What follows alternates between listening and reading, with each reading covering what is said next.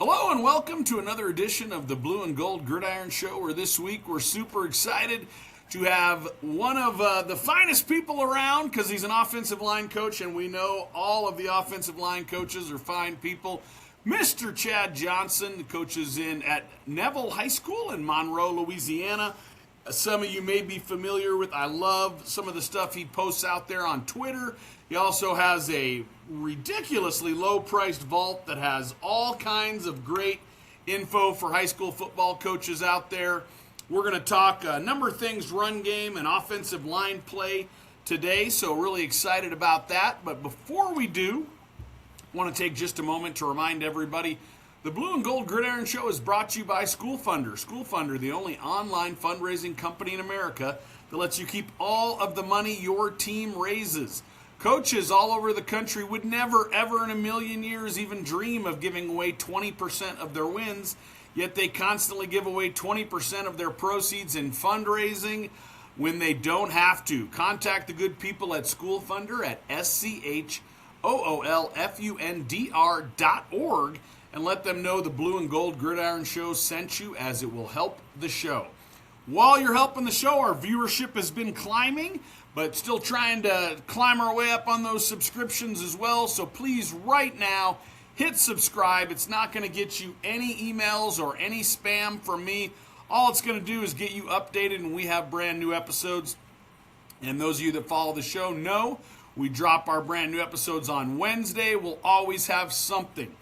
As we're approaching, because this will get released in July, as we approach the season, also, if any of you, I know coaches are super busy during the season and do not have a lot of time to watch any of this stuff, but ideas we had for the show in July are quick, what I'm calling 5-minute tweaks. So something you could put in a 5-minute period in practice that may help a team. Could be a drill, could be a tweak to a blocking scheme you do, could be a blitz, could be anything that you think you could get installed in 5 minutes, so we can get those out and tape some of those episodes as we head into the season. So, Coach, like I said, excited to talk some O-line play with you, but before we do that, one of my favorite parts of the show always is hearing everybody's football story.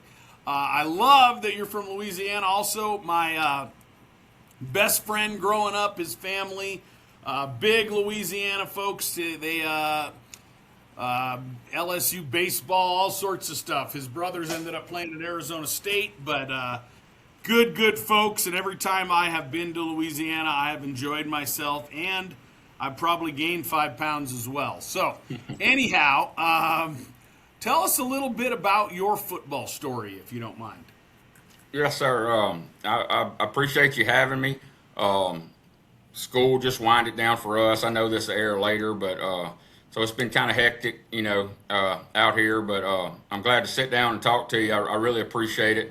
Kind of how I got started. I started doing this. I graduated high school in the late '90s. I'll go ahead and start showing my slide. So I started out at a junior high. When it first started, I was doing junior high in baseball, and the teaching side wasn't real fun for me to start. I've told this story before. I was real close to not doing this, and I don't know what the last 25 years of my life would have looked like, but I struggled the first year. I was again doing junior high football at a school down the road, and teaching science, and it was just not what I signed up for.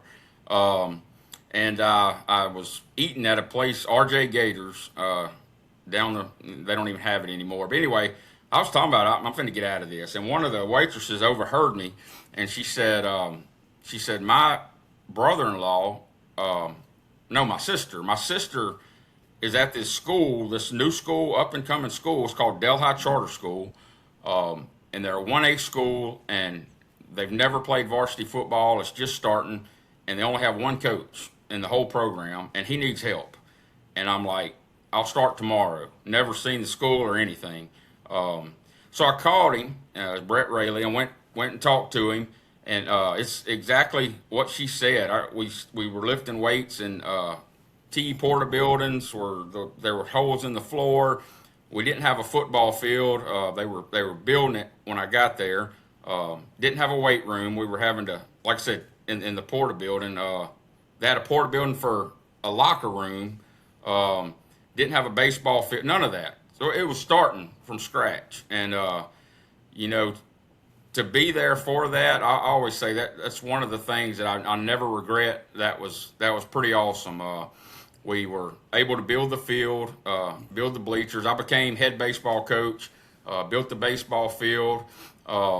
We were able to build a new locker room, weight room, and you know, everybody would like to be a part of something like that, and it was pretty awesome that I was there. We ended up having a really successful team. We went to the semifinals a couple years in a row, and I was there for 8.5 years.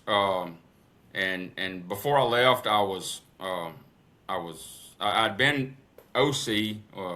We ran split back veer. I was DC for 1 year. I'd coached O-line, D-line, linebackers. I was strength coach, head baseball coach, co-athletic director, and I got married to Katie, and we started having a family, and I decided it's time to head back kind of to where I was from.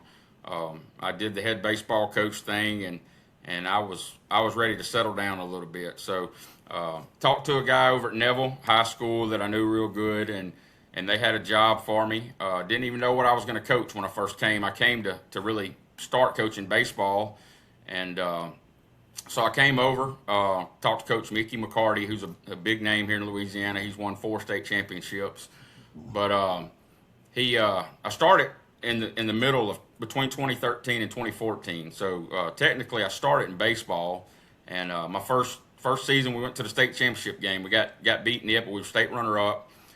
Football started in 2014, and we lost our second game that year.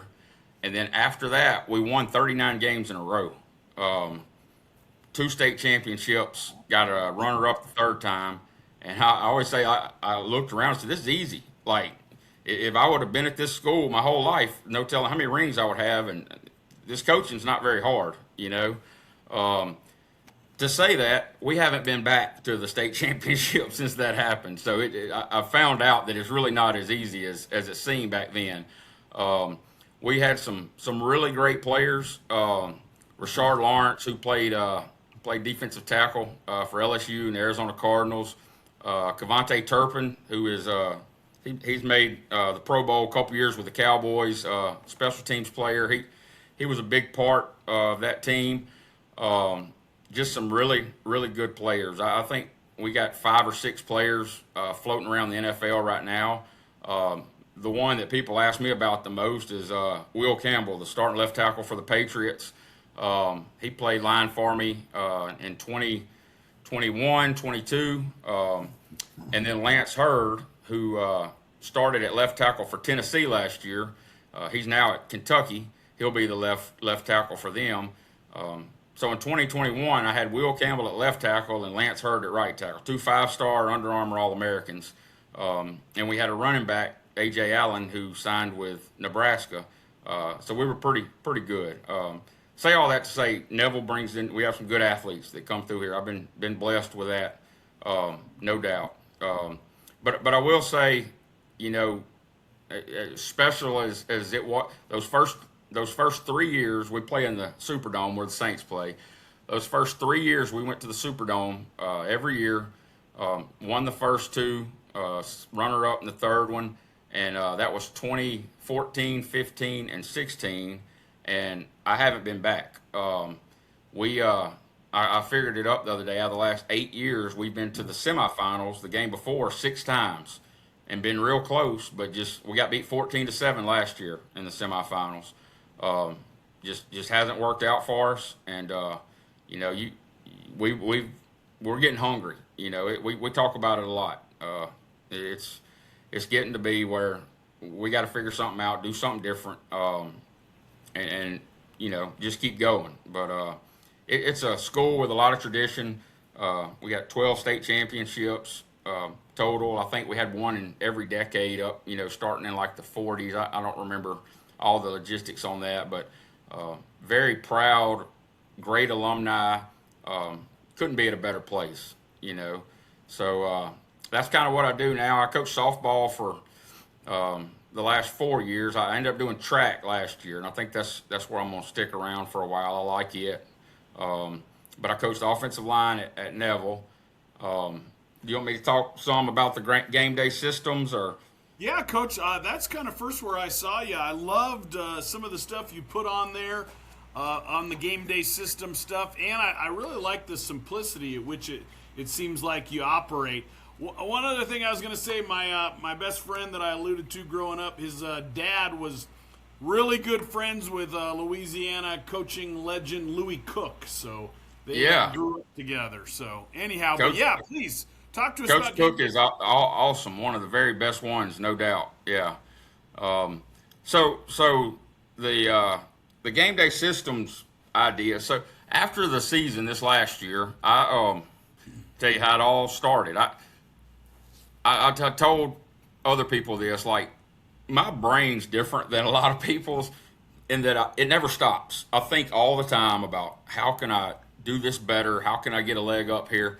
But the problem is I never really, because of my ADD, which is, I guess, part of it, I don't always write it down or put it somewhere. So I forget what I was thinking about. Well, after the season this year, I said, you know what? I'm about to because my Google Drive is just full of files that I've gotten from coaches and stuff. I said, I'm about to go through and organize all of this, just make it to where I can access it. I'm going to start doing better at keeping up with my crazy brain and the way it thinks.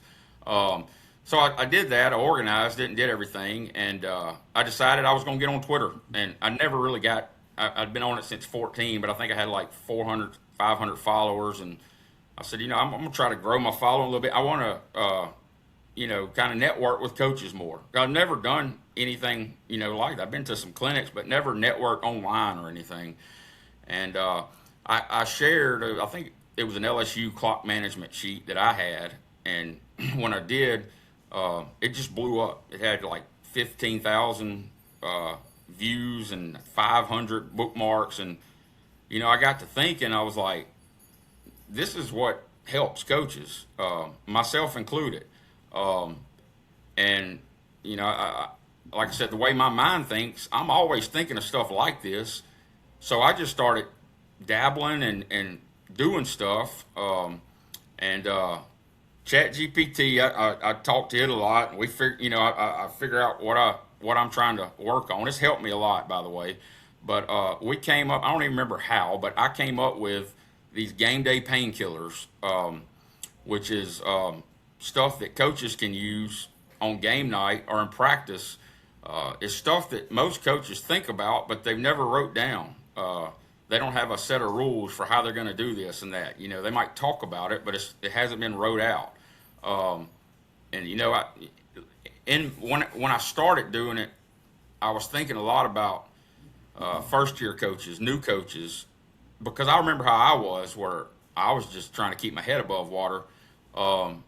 And I said, I want to help them while I'm helping myself, so that they can be more prepared and that it helps them. And what I found out as I went along with this is it's helped experienced coaches and coaches that's been doing it a long time just as much as it has the others, because I think they're like me. They knew all this stuff and they always have thought about it, but they've never seen it wrote out or spelt out as simple as it is, And I was talking to one of my vault members earlier today, and I said, I started this 3 months ago, and I had no idea that I had any kind of special talent on making graphics or making templates. Like, that's not something that I've ever been proud of and went around and showed people. But just when I started doing it, I think it just people just related to it so much that maybe a lot of people do think like me and need that. So it's really been really cool to see. I got some examples here that I was going to show, and a lot of coaches take them, print them out. Our offensive coordinator, he's retiring this year. He's not on Twitter or anything. he told me, he said, bring them to me. I want to print them all out. I want to have them here for, to look at. So it's been really cool. I was unsure about it.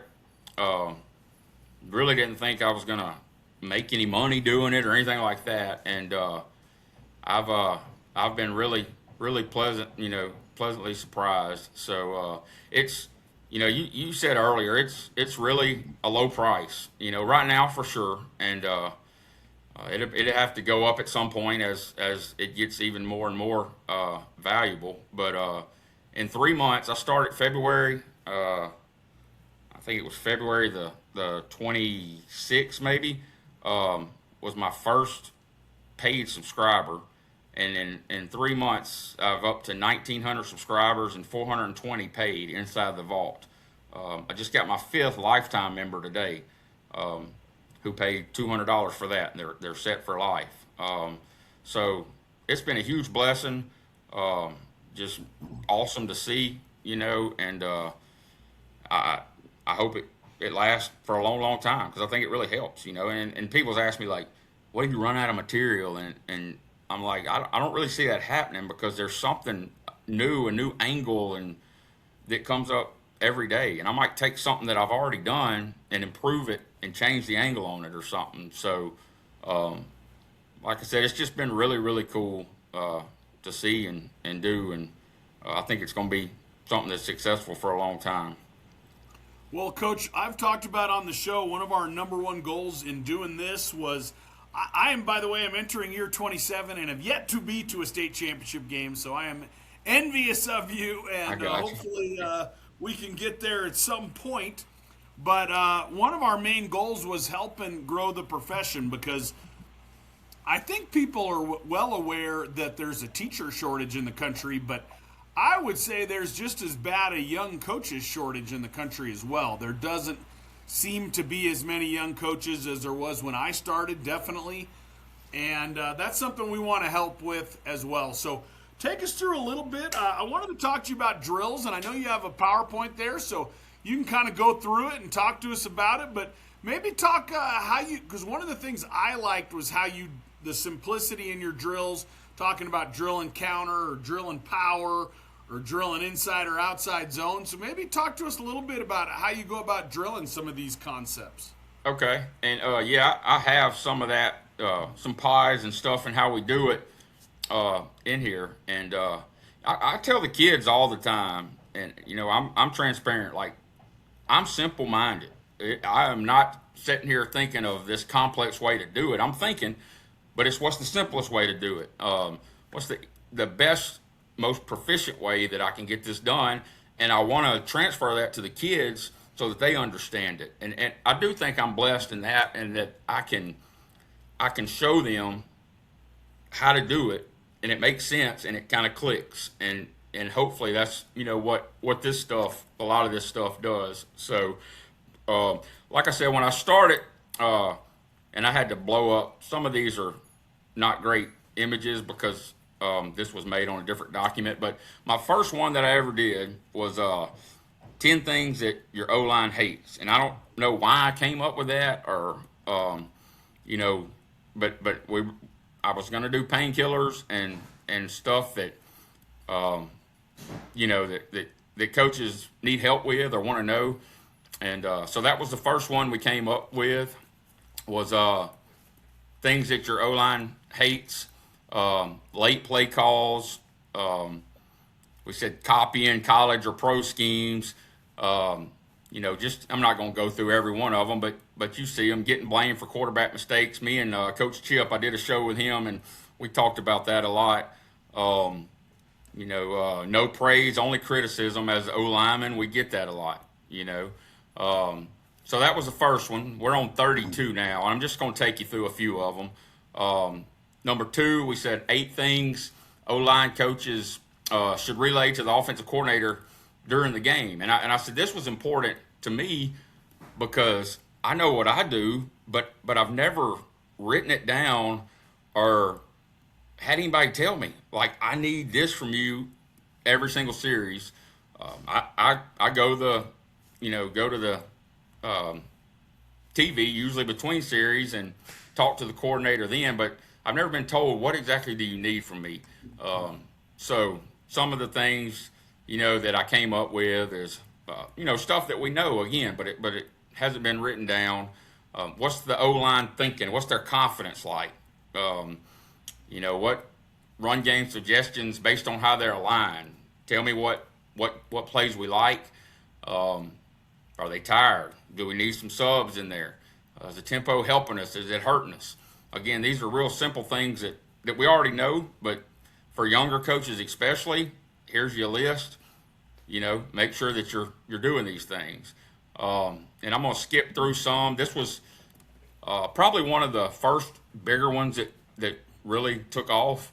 9 blocks every young O-lineman should understand. And I kind of went through a lot of the common blocks, talked about what they are. I think especially younger O-line coaches, this really, really resonated with them. Like I said, you print this off, take it to practice. And, if it helps you for a little while, if it helps your lineman, you need to tell them, let's drive block that, let's reach. They need to know what it is, And I figured out a lot of people, coaches, they like diagrams. They like videos, visual stuff. So even these little diagrams made it a lot more popular than some of the other ones. I'm going to go to 17. This was another one that took off pretty good. 6 defensive fronts, O-linemen should recognize. And it's kind of what we call them, went through those 6 or even fronts, over, under. And you got some, especially some old timers, something like that. We don't call that, so that's been another fun part of it, is you get a little debate here and there. But that was one that did really well.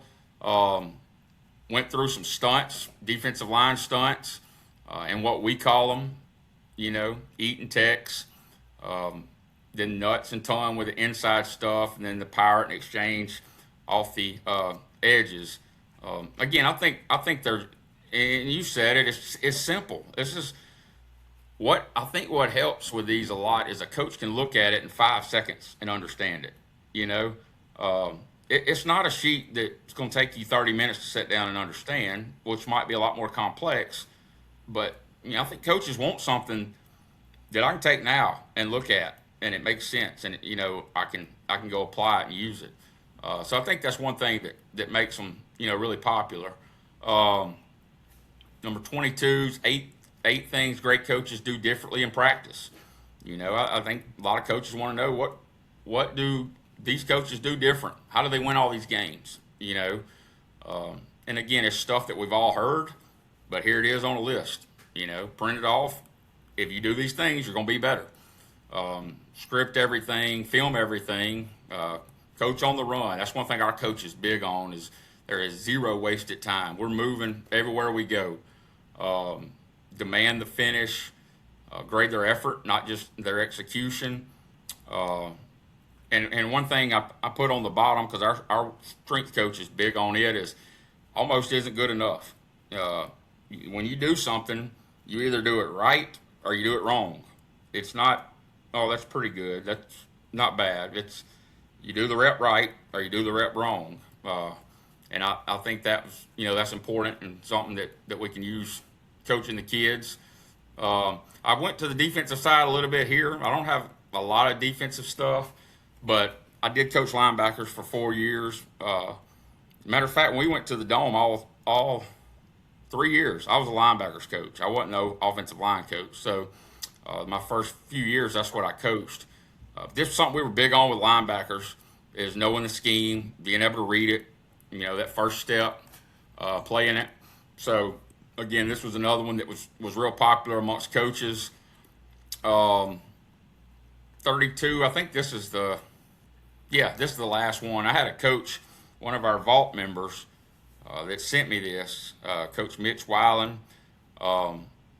He said, this is something that I've always just had wrote down, and he said, I think it'd be good for a painkiller. And I was like, yeah, send it to me. So he said, you got a stud quarterback. He's going to have an off night. Don't just take it and take a loss. Like, have a plan for it. Accept that it will happen. get him in rhythm with easy throws, call some runs for him, let him get knocked around a little bit, change the tempo, speed it up, slow it down, take some pressure off of him, get the ball to other people, and then finally don't bury him. Adjust to your player. Don't demand and get upset and just kind of throw him to the wolves. Take care of him, and figure out a way to do it when he's not on his best night. So, Coach sent me that, and I thought it was really, really good. Again, a lot of these are things that if me and you were sitting in a hotel, we might talk about it. In a hotel lobby at a convention or something, we might talk about them, but they haven't been wrote down anywhere. So I think that's one thing that's really made them popular is they're all there where coaches can look at them, print them off, have little reminders. So that's been really good. And those are the painkillers. Like I said, we're on 32. I usually release about one a week, sometimes 2 a week. Not on a set schedule or anything. But it's just kind of what comes to my mind, and I'll talk to other coaches. I polled some coaches last week in some of the groups that I'm in, and try to come up with something that we can all use, So getting on That's to one of the things I like most about it is the simplicity, Coach. If you don't mind, let me ask you a question I always like to ask O-line guys. Obviously, Coach Chip, good buddy of mine as well. Big gap down backer guy. We use that rule, but we talk a lot more about combos and we practice a lot more about combos. And one of the things about combos is I think they're great, but they're also expensive. So how do you teach your gap scheme combos? Play side, you're running power, counter, guard tackle against a 3 technique. Because I've done it both ways. I've done the step, get hip to hip, get the vertical drive, and slowly. We've done what I call the piled, you're to the side there on the hip, trying to get lateral displacement where the guy's turning his shoulders a little bit at tackle. But how do you guys go about teaching your combos? So with us is first thing, we got to move him. We got to get him off the line. Like that's our main first objective. If he's playing in our backfield or anywhere close, then we don't have a play, is what we feel like. So our guard's going to always worry. He's always got inside gap first. A-gap's his first priority. So with us, he's going to take a little inside step with a 3 tech, inside step, and then he's gonna hit hard and lift for about 2 steps with his eyes inside. And kind of what you've seen, our tackle basically is coming down, blocking down, going through the V of the neck, trying to knock him over to the guard. And as he's doing it, the guard's taking him to A-gap. We had a discussion on Twitter, maybe, with a guy about that the other day, asking exactly, I think he was asking, what if the linebacker comes through here? And, the guard, his gap's A-gap first. His eyes have to be there. But he's going to take and lift just to give him a good jar for about 1 to 2 steps. And again, the tackle is down blocking him basically into the gap is what we want him to do so that the guard can take him, finish it, and then the tackle is going to go up to the backer. That's what we call 3 tiger. That's also based on where the linebacker's lined up, in that scenario, he's probably minused out more to where the tackle has a good angle, We also do something 3 chip, is what we call it, to where, and maybe he's a looser 3 tech or something, to where they understand it's a little bit different block. The tackle's going to stay more vertical and not down as much, and the guard's still going to jar the heck out of him for 1 to 2 steps, and then he's going to come off to the linebacker. Like I said, that's basically what we look at is how loose is that 3 tech? Is he real tight? Is he loose? And then where is the linebacker, number 2, lined up? Is he over the center or more minus back, to the backside? So we work that a lot. And I don't have a way that I'm like, if he's in B gap or C, they see it. Like, you tell me right now, who has a better angle? Is it the tackle slamming him down and going, or do you have a better angle, of giving him just a chip and then moving up? So that's the two ways we handle it.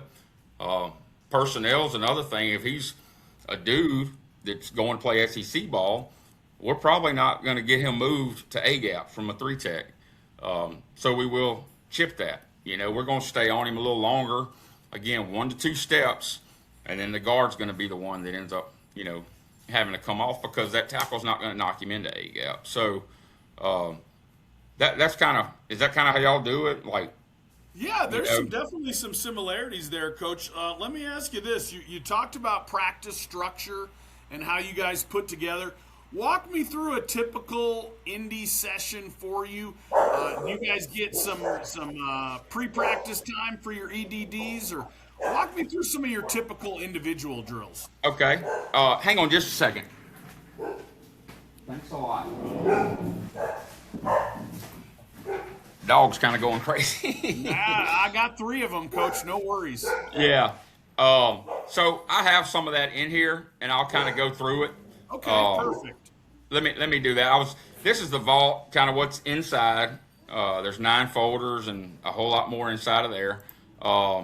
Here is my manuals that I've completed. Most of these are around 100 pages. Just did the pass protection system. It's about 70 pages, but it's got a lot more stuff in it. I guess not more stuff. It's a little fuller. So they're all really good manuals, and that's what I tell people. I'm going to advertise just for a second. Especially this O-line manual, I sold over 50 copies of it for $25 on Etsy. Just it. And Inside Zone manual, $25. I'm running a little sale on them this weekend. But my point is, there's 5 of those. I didn't put the D-line survival guide up there, but just those sell for $20 to $30 on Etsy a piece, and you can get a Vault membership for $5.99 a month, and you get all of that. So it's a crazy, cheap, low price deal, but it is what it is. That's just something I don't think a lot of people realize. All right, I'm gonna keep going so I can get to that practice. So here's how our practice, kind of like how our O-line moves through the whole thing. Most days, and this is not definite, set in stone. So what we do is we come over 7th period, and our defense will lift. Our offense will have film. We'll sit and watch film for the day before. We go through corrections. We go over our practice schedule. For our coach is real big on, you have a meeting, everybody should know exactly where to go. There should be no discussing it when we get out there. So we do that during our position meeting. We do our pre-practice work. Usually that's just a couple minutes. We'll go out, work a step here or there, maybe a mental thing.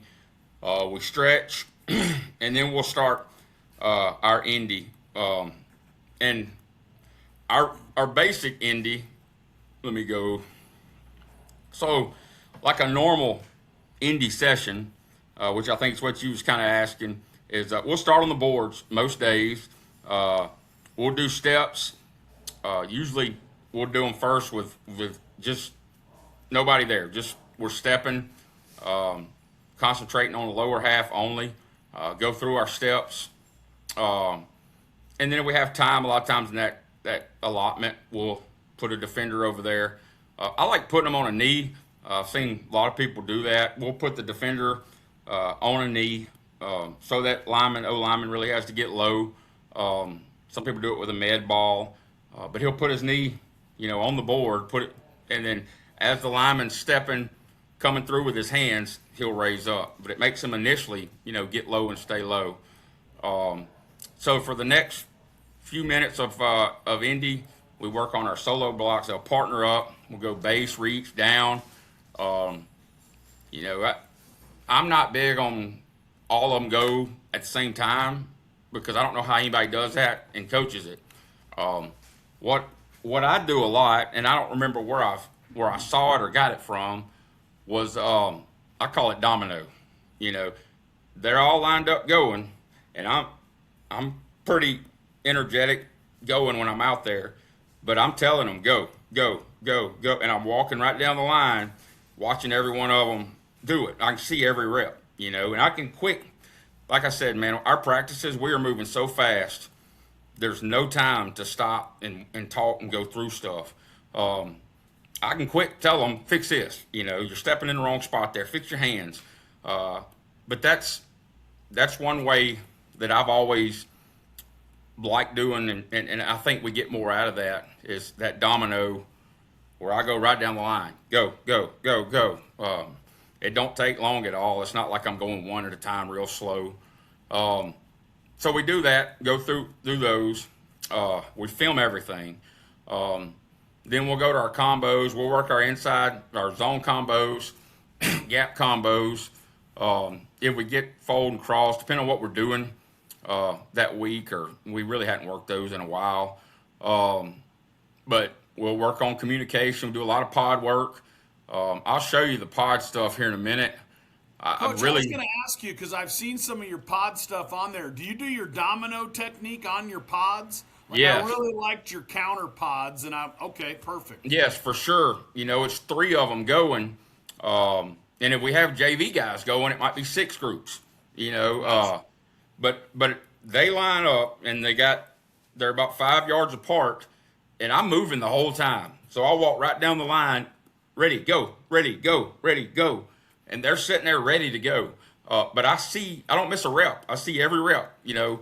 And like I said, I have time to real quick tell them what we need to fix, but I'm going to have the film to look at later on. I think some of the most time is wasted, you know, when you go one at a time and you take your time, let everybody get set, or a lot of guys go everybody at one time, and there's no way you saw everybody. You can't see anything.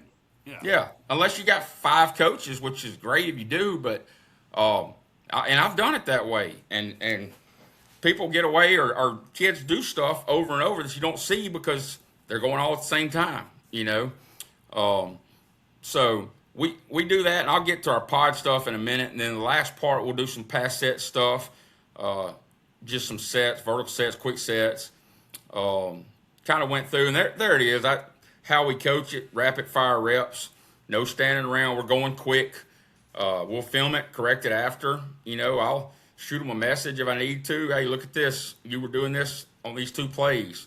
Huddle with that. I'll a lot of times, most, at least on Mondays and Tuesdays, I'll go through and make an O-line practice cut up, and I'll put notes on it where they can look at it, and kids are going to look at it. Most of ours are. I'll usually do it that night, and you know it might be 12 plays, and a few plays or a few reps from Indy, and I'll just have it noted on there. You know, this is what we need to fix, what we need to do, and that's always. And I know some coaches don't have time to do all that, and I think there's other ways you can do it, but with me, you know, it don't take long, and that's worked really well for us. So that's our Indy portion. We go into our group or inside, depending on what day it is. You know, we might go group where we're more with the running backs or whatever. It's what I call group. Or we'll do inside a lot of times 2 days a week. And again, it's really fast, rapid fire. We'll start, kind of got it wrote up. Our ones will go against ones, 2s versus 2s. And we'll usually have 3s. So what we'll do is the ones that go out on the field, just them, by themselves. When that's done, the 2s will do one hash and the 3s will do the other hash. So that's when the ones get their break. It's about 2 minutes right there. Because we do, and I got it in here, we do 6-play sets when we're doing our inside work. And we try to get 2 to 3 sets in doing that. So for the first 6 plays, it's only the ones out on the field. And as soon as they get done with that 6 rep, they bust butt off the field. The 2s and 3s run out. They run their 6 reps. Then the ones come back. You know, that's how we do. Our coach was a college defense coordinator at ULM, Mike Collins. He's a great coach and really organized. And it's the way we do it, and it's worked well for us. Well, I guarantee you guys are getting in shape too in that Louisiana heat. No doubt, no doubt. And we don't condition after practice because we don't have to. You wouldn't have to. No. No, they get it all. They're moving everywhere they go. And I say this is like I think our guys hustle and move quicker than pretty much anywhere I've seen. It's almost a production. It's fun to watch, and the kids they get used to it, and that's what they expect. And I think it carries over into the game for sure. So, but that's kind of where I think I left this off. Is we do our group indie, and then we'll go into we'll do some pass pro work.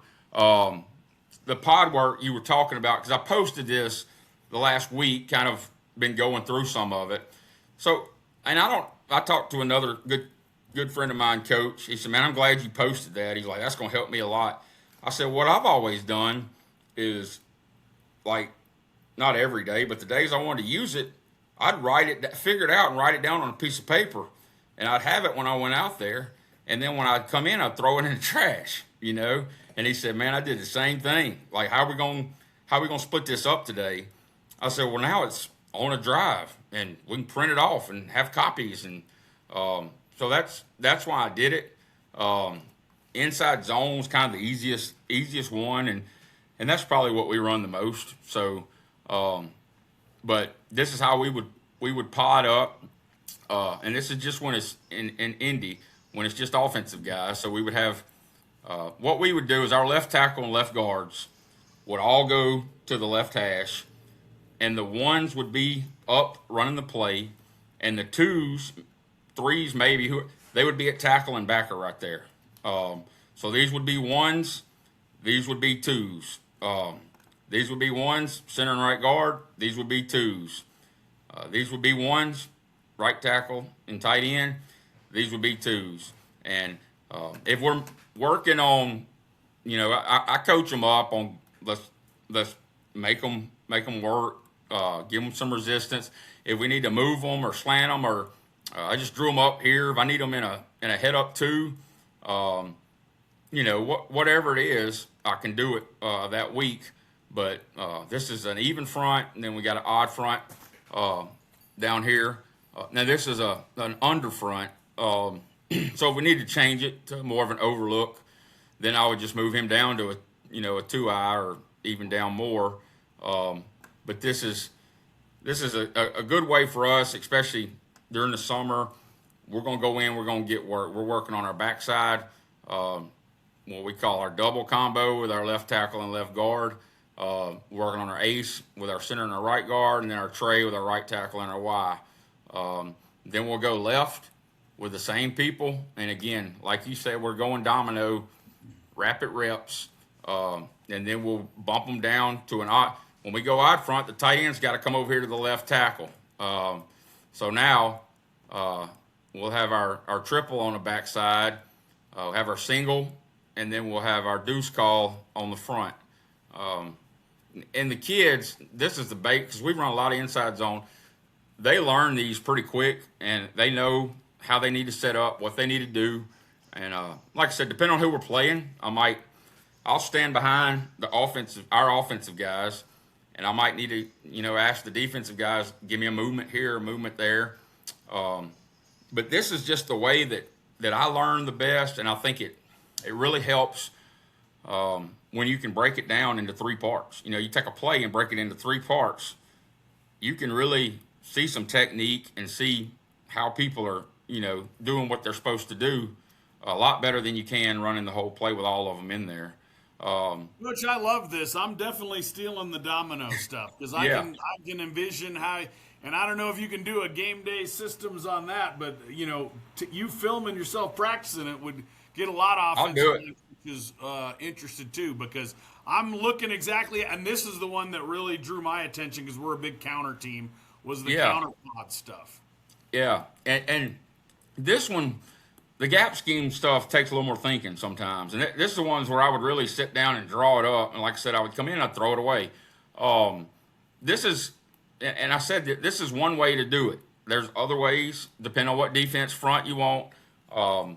This is one way, again, that you can do it. With this setup here, let's see. This is still a under front. So if I want to move to an over front, I could do some tweaking, and I'm going to put more in there. The last one I did was a 3-man pod that I did. I posted it today. You'll have to go in and look at it. But I got an over, a under, and a odd. But yeah, we're working our we call it our queen combo double team that we talked about earlier on the left. So this is counter going back left. We're blocking back with a center, punching B gap, hinging back with a tackle, and then this is our GY counter. So our guard's working his kick, and the Y's wrapping around to the play side backer. So that's going left, and then we'll run it right. Again, the tight end's got to move to the left side now, so people shift down. So now I got left guard and Y over here, and we'll do. It depends on how much we want to rep it, what we need to work on. We'll do 2 or 3, 4 reps. Whatever. We might do 1 rep. All right, let's go to the next one. We might only work counter that day, and it just depends on what you need to get the most work in. This is how I chose to do the odd counter look. Here was we like it with a tight end down. We went GT, I think. I can't see the part of it over there, but yeah. We like to run it with our tight end blocking down with the tackle for sure. Even, if he's a 4-eye, whatever he is. What happened there? Can you hear me? I can hear you. I got you, Coach. I'm following you right along. Yeah, let me see what. Okay.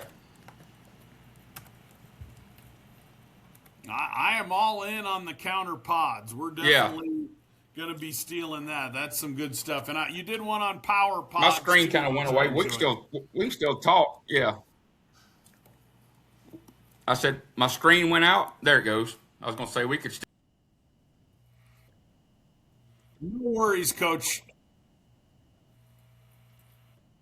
No worries. Either way, we can talk it through. And lots of great stuff here. Yeah, I appreciate it. Yeah, our other one is our power,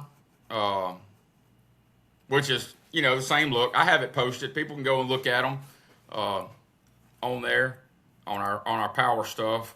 I did one last night. I did insert, zone insert. So I think of every play, like what do we need to work on that day? How much do we need to work on it? And then let's break it down and do it. Now, of course, you can't do all of your plays, and it depends on how many you have. But you work on your main stuff. You can break it down and work it.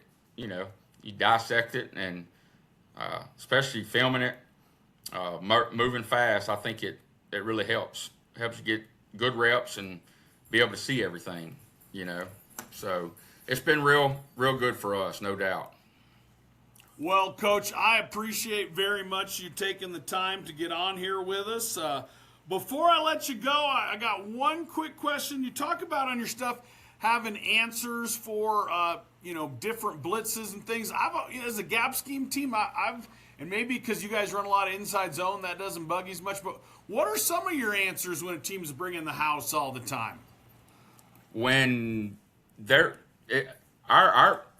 if they're bringing a whole lot more than we can block, then we got to get more people in the box to block. Yeah.